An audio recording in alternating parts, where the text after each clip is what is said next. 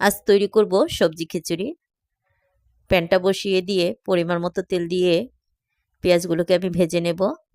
হালকা লাল করে ভাজার পর এর মধ্যে 2 টেবিল চামচ আদা বাটা দিয়ে দিলাম। দিয়ে দিব কয়েকটা তেজপাতা, ধনিয়ার গুঁড়া, হলুদের গুঁড়া, লাল মরিচের গুঁড়া, পরিমাণ মতো লবণ।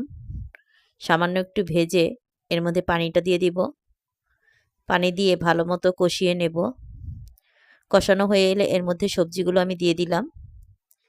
সবজিগুলো দিয়ে ভালো করে নেড়েচেড়ে মিশিয়ে নিব। সামান্য একটু পানি দিয়ে ঢাকনা দিয়ে ঢেকে দেব যেন সবজিগুলো গলে যায়। সবজিগুলো ভালো মতো গলে যাওয়ার পর এর মধ্যে আমি চাল ও ডালগুলো ধুয়ে রেখেছিলাম সেগুলো দিয়ে দিব।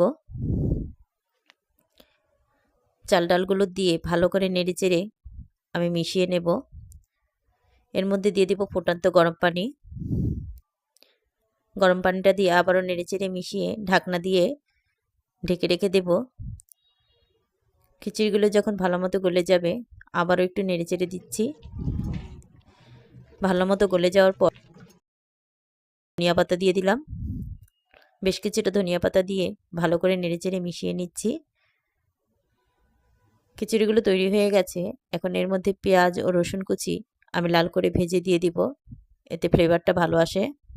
এই তো তৈরি হয়ে গেল। এখন পরিবেশন করব। খিচুড়িগুলো মুরগির মাংস ও শুটকির ভর্তা দিয়ে আজ পরিবেশন করব। সবাইকে অনেক ধন্যবাদ। আল্লাহ হাফিজ। আসসালামু আলাইকুম।